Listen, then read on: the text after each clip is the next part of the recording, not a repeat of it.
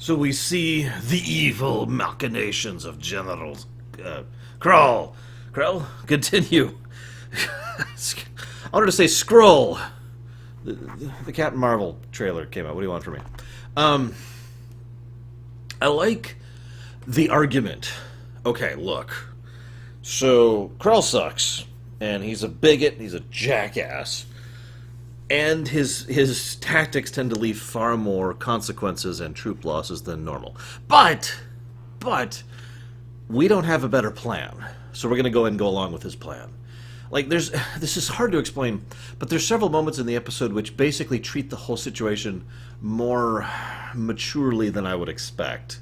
And to explain a little bit what I mean by that, usually in fiction, when there's the obstinate bureaucrat, whether they're an adult or a commodore or a paperwork person or a politician or whatever, they're wrong, and the person who's going against the rules to do what's right is right. And it's just portrayed black and white. And yet it's shown many times that despite all of these situations, well, we don't really... I mean, we don't have a better plan, and we have no availability to do anything else, so despite how much of a mess he is, we're still going to go ahead with his plan, because we still need to take this base, and we still need to accomplish our objective. It's just going to be a meat grinder, and we happen to be doing it under someone who's, an asshole, right? But when new information is added, more infiltration, by the way, then we can go ahead and have another strategy. So naturally, Rex does the logical thing, goes to Krell and says, "Hey, we have a new idea." And he plays his hand a little bit too obviously again here, because he comes up with the most vacuous possible reasoning for not going ahead with this plan. "I can't spare any troops to be used against this." You can't spare 3 guys to do this mission. 3 guys. In your multiple, they call them battalions, but let's be honest, they mean companies.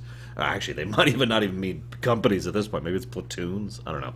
Point being, you can't spare 3 guys. Sure. Now, I do also like the logical counter-argument. They can't fly. Like, they're not pilots. They're not trained to be pilots. And these are alien craft, which they have no experience with. And they actually show how little experience they have with this in how much... oh, God, I can't think of his name. Oh, God, the militant guy, the guy who was initially aggressive. I can't think of his name. I'm getting a million comments about this because I always forget his name. But anyways, he's like, "Oh, I'm going to go ahead and try to get this working." And then he smashes around and sets off an alert and blows up the hangar bay. Lots of devastation, which again shows kind of the counter-argument there. The fact that this is a very risky thing to do, a very dangerous thing to do, and that this is them screwing up, demonstrating how much this is probably not going to work out for them. Also, they had to have the Han Solo moment. There's also a nice quote by, I can't remember his name, who basically says, "If I knew, what are you doing? If I knew, I wouldn't be doing it." I also love the flight controls, the idea of how they work, and just that kind of, using hand motions and positions just kind of fits for me. I actually designed a fighter in my head once that worked in a similar manner. Anyways, I love the dynamic between the clones in general. Now, Fives, I remember Fives. Fives was awesome. But I mention this because, despite the fact that I can't think of his name, the clones are generally my favorite characters in this series. Obviously, Ahsoka, right? And, Kit Fisto gets some good time, Plo Koon gets some good time. But in general, the clones just tend to shine in the Clone Wars. I suppose that makes sense. The dynamic between them, the clones who want to do this mission, because it's the right thing to do, but later on they admit that one of them wants to do it because he really dislikes the general. That's his motive. One of them admits that he just wants to do this because it just sounded like fun. One of them mentions that the only reason he wants to do this is because it's already a suicide mission. I'll talk about that in a second, too. This is going to go on a little longer than usual, because I got to talk about that comment. 2 of them insist that they have to report this because they don't want to be court-martialed, so just out of fear. And then Rex shoots them down because he's got his own priorities and motives, and of course he's been working under Anakin, and just the dynamic between them works for me. I like it. Towards the end of the episode, the Jedi Master says, "You will be so you did this mission, which saved the day and took out a massive thing. Therefore, you will be court-martialed." Okay, that makes sense. We're going to stop right there. That does make sense. They did directly, knowingly disobey orders. They did so in the middle of a combat situation, in a war, and discipline needs to be maintained. Court-martialing, I'm with it. And then you will be executed. Wait, what? You lost me a little bit there. And then he actually says, and I wrote down this quote word for word, "For crossing me, you will pay the price." Yeah, okay. At this point, all reasonability gets thrown out the window. Bye. Because we can now assume that he is evil. But let's get on to my other point. Consequences.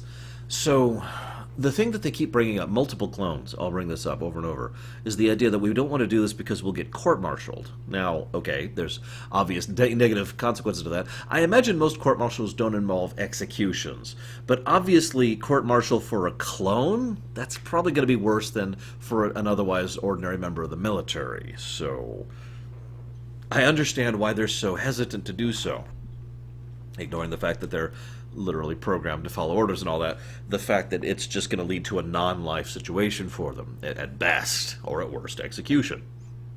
Maybe they actually recycle the clones as organic matter to feed intravenously to the living. I don't know.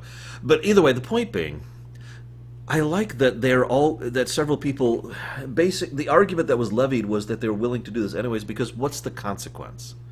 And this brings up my point. Obviously, maintaining discipline and maintaining morale are important things. But if you are officially giving orders to people that are so horrible, in a mission that is so horrible, that no matter, like disobeying, no matter what the consequence, will not be as bad as following those orders, you officially have a bad situation for maintaining control of your unit.